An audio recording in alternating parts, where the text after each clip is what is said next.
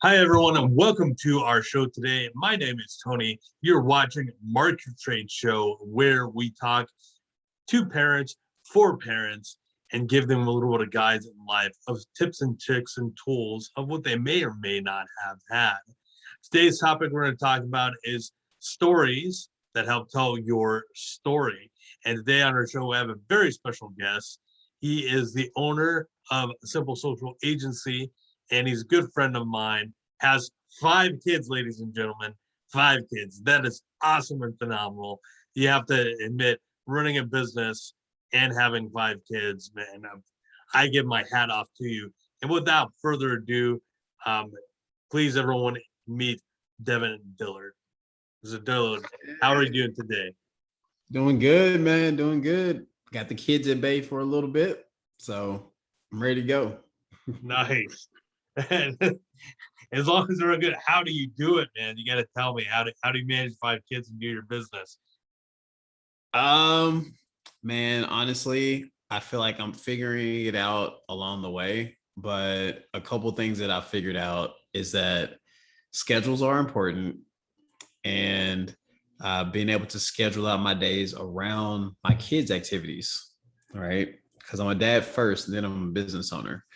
Um, and then being able to just give myself grace, bro. Like give myself grace to mess up, to not be perfect, to have crazy moments. Like if my kids were to bust out right now and just come over here and scream at me, like I wouldn't go crazy because it's just like, hey, like what do you do? So that's the best, like that's the best advice I can give right now. And it's just and as your kids get older, my kids are like 4 of them are under six, are 6 and under.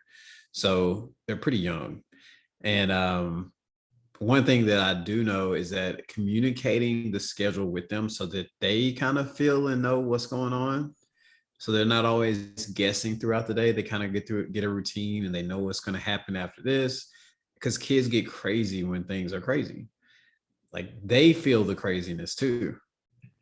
And but when they feel organized and they feel the routine, they know and they're used to it, they kind of flow with it, you know. So that's a big thing too.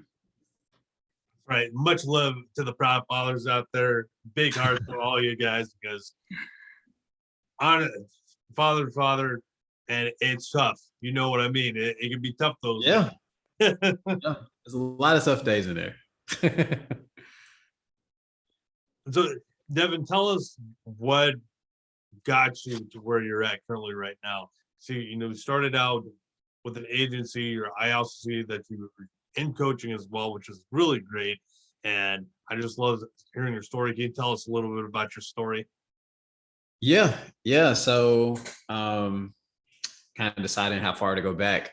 I'll go back to about 20 because I actually just told part of this story recently. I'll go back to 2018. 2018, I had already started my marketing career. I'd been in marketing for about 6 years up to that point, and I was working for an agency, and they were investing in me heavily. I was a digital marketing strategist. I was basically the CEO of 2 of their digital brands and running it, planning it, campaigns, ads, blogs, everything.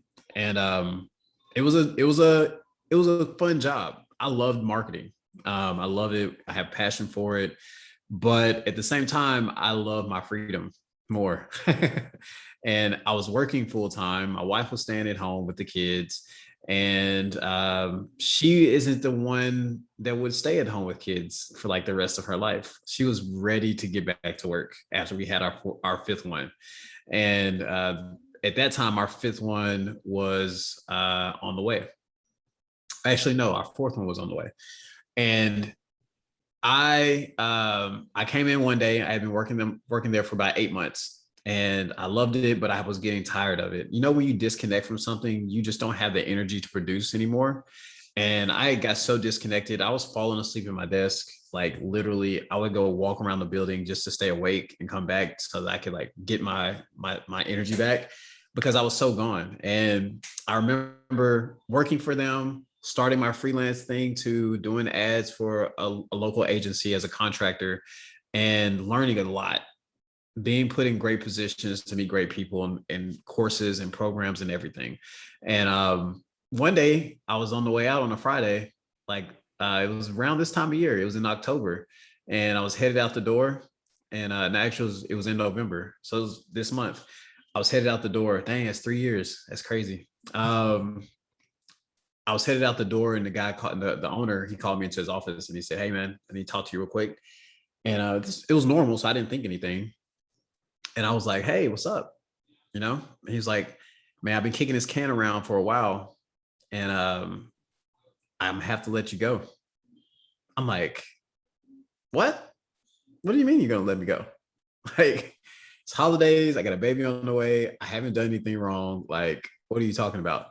And he said, "Devan, you're an entrepreneur. And I know you're working during on the clock, you're studying stuff on the clock, but you're not just using it here, you're using it in other places." And he was like, "You're gonna be okay." That's basically what he told me. He's like, "You're gonna be okay. I believe that you're a smart guy. You're gonna figure it out." And little did he know that the company I was freelancing for had offered me a full-time salary to come do full-time with them that was 50% higher than what he was paying me. Damn. Yeah. So I was like, well, I guess my decision is made, because I hadn't made the decision to leave yet, because they were a new company, brand new, only been around for like a year and a half. And you know how the digital marketing world is. Things don't last long here. A lot of people fail, and they start well and they end terribly. So I was like, I don't want to be in that position. I have a family. But it looked the way God had it set up. He fired me. I walked into the next room, picked up my stuff. I left on the phone in the elevator. I was calling the guy. I was like, "Yeah, I'll take that contract." And he gave me a contract, and he was paying me more than really I'd ever made in a month just to do Facebook ads and YouTube ads. So that's how I really got into the coaching space, though, is his agency only worked with 7 six-figure coaches. And so I got to be on Zoom calls with 6-7-figure owners, because I had to talk to the owners. They were small ran businesses, but they were making a lot of money. They had like two team members at the most. And they were making 6-7 figures. It was crazy. And they were crazy because there was only 2 of them. But these were like moms. Most of them were women who, their husbands worked. They had 10, 11-year-old kids at the house, and they had time to do stuff. They had time to build their business. And so I got my introduction into the coaching world by being on teams working with those types of entrepreneurs. I knew nothing about coaching before then. And after that, I worked there for 2 years. I spent 2 years there from 2018 to 2020. And at the beginning of 2020, COVID hit. A lot of those people lost a lot of clients, couldn't pay us. It means they couldn't pay me. And I got let go again. And that's when I decided that I'm not going back to work. And my wife was like, "It's about time." She wanted me to go back to work because she thought I needed a permanent income, right? And I was like, "I'm not going back. I'm gonna start my own business, and I'm gonna build my own brand." And that's what I did. And that's Simply Social. I started Simply Social, started taking on clients in March and April of 2020. And it was horrible the first 2 weeks. And then I had a friend of mine named John who worked with me at this other agency, begged him to help me learn how to sell coaching programs, because I didn't know. I knew how to do marketing. I knew how to do ads, but I had no idea how to run a business or make offers, create offers. I never had an offer. So he helped me do that. And in 30 days, I landed 4 clients, and I made $5K and some residual income off of that, some recurring income off of that. And now from there, I was able to pay my bills. I was on the verge of being homeless, bro. I was 30 days from not having rent. But it was crazy. I was literally I had to have it. I had to get it, bro. And I worked 14, 15-hour days in those 30 days to make it happen. And then from there, I started hiring other coaches, bro. Started hiring people, buying books, doing courses. And you can see some of these books behind me. These are things I invested in to grow myself in this industry. And so now I've helped 3 other people do six figures just in this past year. I've got probably 20 to 30 other coaches that I've helped create full-time incomes in their business.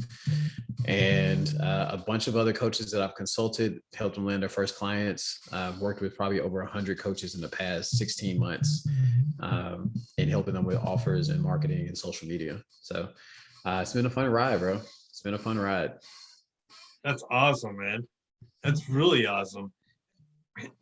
Some of the stuff I've heard before, the other parts not so much. So I'm like, this is great. Yeah. I just love this because those who are watching this currently right now, I know that some of you are probably really in it. And that's why we created this part for parents and people that are struggles, because as you already know, it's already hard running a business. But you throw being a parent on top of that, it's like you have to get this stuff done. There is no other part. You got to burn those bridges fully because you got no choice. Then that's a completely different ball game. So my hat is off to you, sir. Thanks, man. Sure. Thanks. Appreciate it. So when you're going through all of this, what story were you telling yourself at that moment where you lost your job, you lost your other job because you were letting it out, and then you finally made this choice of, all right, I got to do this for yourself. What story did you have to tell yourself that you were finally ready to be that business owner? There were a few stories that I told, some probably not so good. But one that actually kept me going was that I knew I could do it. I looked at my past. I come from an athletic background, and so I played college football. I pursued professional athletics as well. And in that journey, I had a lot of ups and downs. And looking at that time in my life, I realized that I can overcome anything. I went through an ACL surgery. I went through getting kicked out of college. I went through a bunch of stuff, having a baby at 18. Like, it was a lot of things that could have derailed me completely from achieving my goal of playing college football, but I did it. And I did it multiple times at different schools. And so I knew that I could figure things out. No matter what was going on, I could figure it out. And that's the same mindset that I took to this business, is that, once again, I don't have a choice but to figure it out. And that's what I got to do. I have my faith allows me to really lean on God for a lot of the things that a lot of opportunities and doors that come in my life. So my faith really leaned on him in those times, allowing me to not feel as much pressure as many people would that don't have a faith, right? That their faith is completely on them. It's a different stress level. So those were the stories I was telling myself. Like, I can do it. I know I can. I have to do it. My kids are dependent on me to do it. My wife's not working right now, right? So who else is going to bring home the money? It's me. So I just had to keep waking up and realizing that, and coming to that reality that this has to happen. It's no choice. Love it, man. I love it. Like, so many guys out there that definitely can relate to that story for sure. This has to happen. Yeah, I mean, it did. Had to happen, or we'd be staying with my parents again. That's a whole nother story. So with their new branding that's coming out, 4 stories, and that I saw with your program for the 5 stories that are going to be, or the way that you tell your stories, because it's essential telling stories these days. Everyone's doing webinars and trainings and things on stories, which is very essential to business in general, because without that, well, what are you going to be telling, right? So where do you see yourself with your business telling stories in the future for your new program? I think the focus for me is just being transparent about my journey, allowing my audience in on what's going on in my life. So my stories just aren't focused on, marketing or my business or things like that, going to 6 figures, hitting 7 figures. It's not just focused on that. Like, if you go to my Facebook page, you check out my profile, you'll see that I tell stories about everything. I tell stories about me. I tell stories about my kids. I tell stories about my relationship with my wife. I tell stories about, my past, right? So I share stories from all parts of my life, because one thing that I realized as I started doing that and my clients started doing that is that people who connect with you on those deeper levels are very easy to sell, because they know that you are them, right? Like he understands me in a way that another coach can't. And that is the greatest comfort that you can have in the person that you choose to coach you, is that not only do they have the knowledge on strategy and all this, but they understand my life. They understand who I am, what I'm going through. And they're not just, BSing me and like, oh, you can make it through it. Well, you've never been through this. So how do you know? Right? It's like me getting a coach that doesn't have kids. It's like, how do you know that it's going to be easy next month? How do you know it's going to get easier? Because that's not true. It doesn't get easier. Trust me. That would be a lie from a single parent or a single guy coach. Oh man, it gets easier as you grows. No, it doesn't. Sorry, that's wrong. But like I think that's the piece that separates every entrepreneur and every business person, is that when you can share your life and your life is your marketing. And it doesn't have to be like high lifestyle, just be real, right? Other people will attract to that. What is your favorite type of storytelling?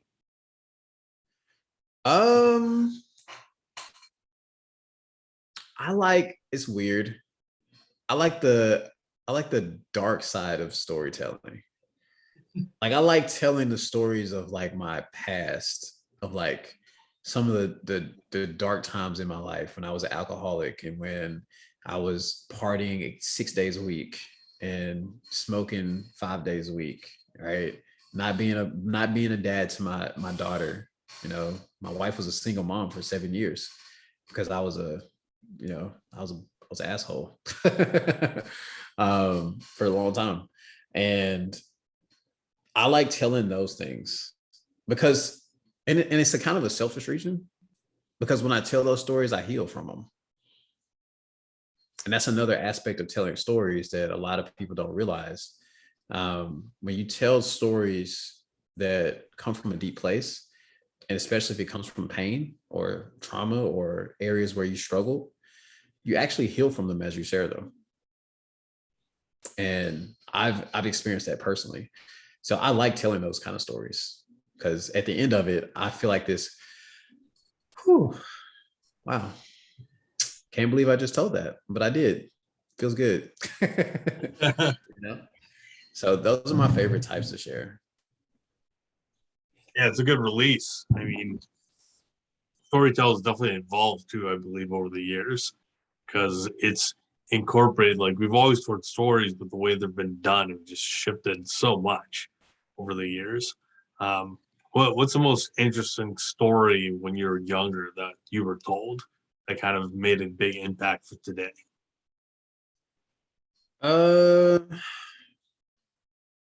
Honestly, I can't think of a ton of stories that people have told me. I was an introvert as a kid, so I didn't have a lot of friends and I didn't have a lot of people to like connect with. But what I did is I read a lot and I read the Bible a lot. One of the most interesting stories for me that I've ever read is the book of Revelation.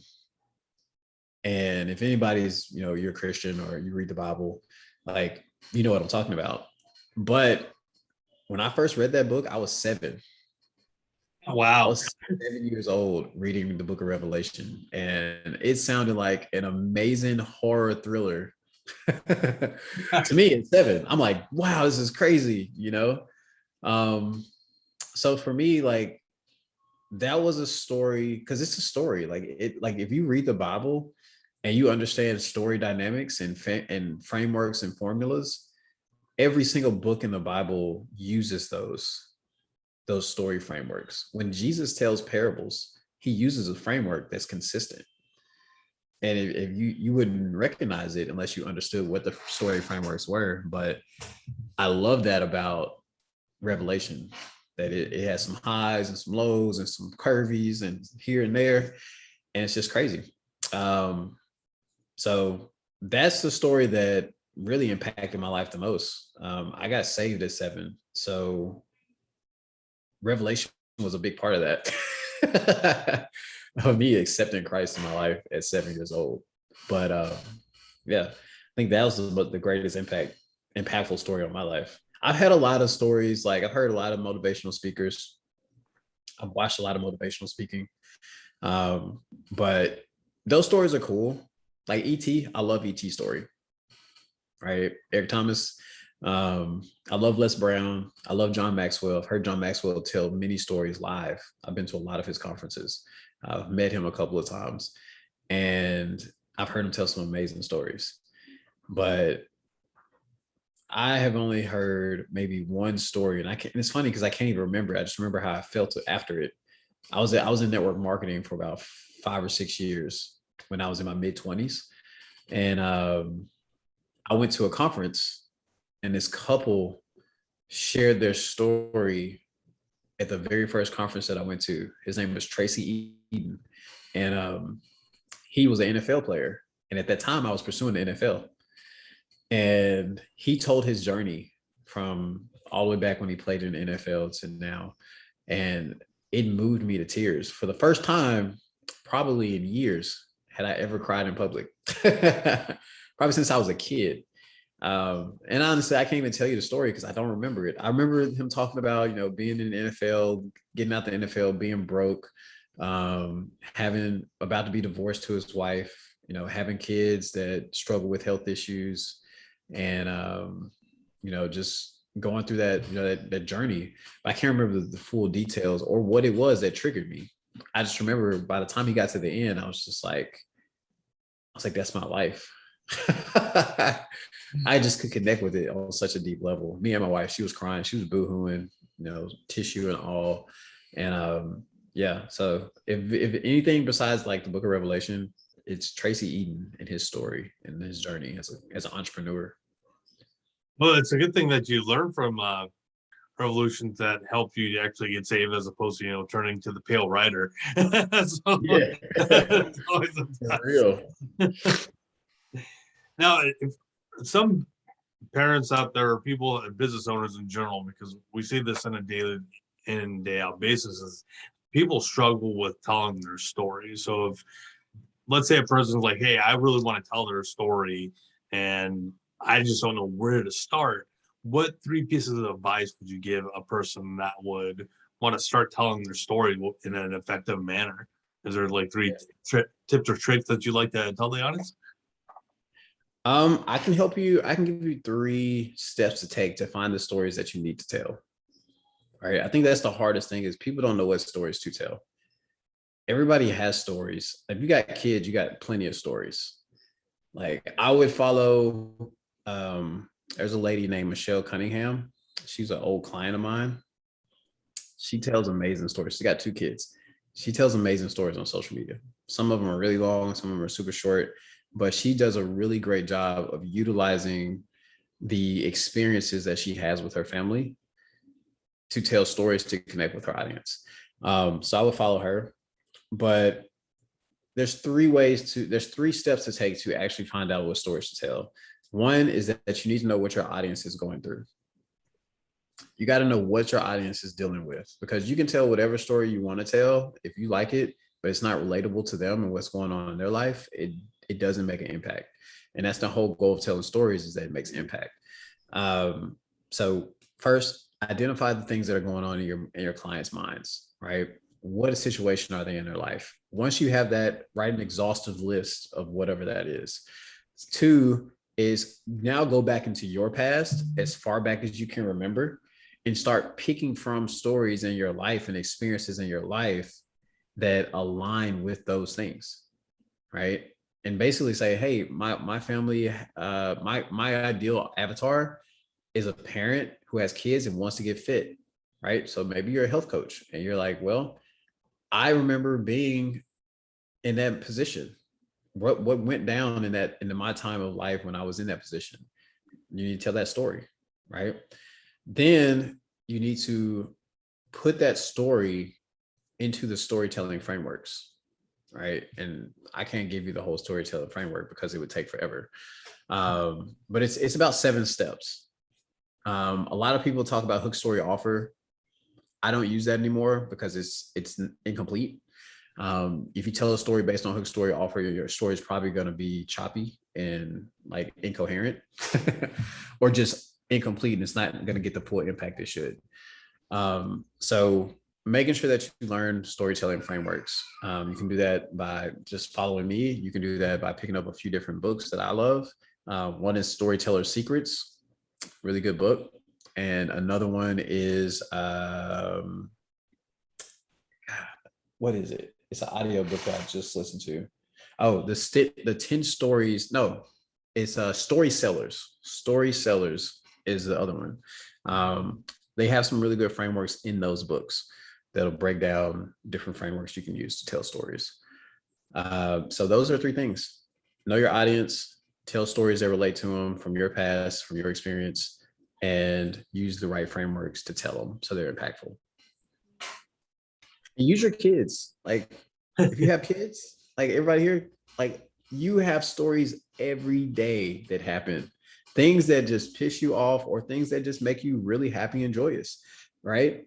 Like those are the stories to tell, because if you're a parent, most likely your clients are parents too, because we attract who we are. 90% of my clients are parents. That's yes, and why I have you on my show. Yeah. So like that's why I just be real and be open and share stuff like that. You'd be amazed at how much a little story about your kids and something funny they did will just like blow up on your page. It's like I hear the kiddos too, by the way. Oh yeah, they're back there watching a movie. They get excited. But what story would you like to leave for your kids? Leave for my kids. Mm-hmm. What story would you want them to tell if they were to get older? I'm living it right now. Like I told my wife this the other day because we were having a conversation about just like what we want from our family, what we want to produce with our kids, because we're not raising kids, we're raising future adults. And these kids are going to be kids for a very short period of time. They're going to be adults for a long time. And my view on that is this: I want to produce in my life a example that allows my kids to see what success looks like. Not just success financially, but what does it look like to have successful life, a successful relationships, successful health, successful finances, successful at getting your dreams and going after your goals. I want them to see that. And when you live it and you don't just tell it, it's imprinted in their minds. So I'm not really trying to tell them a story.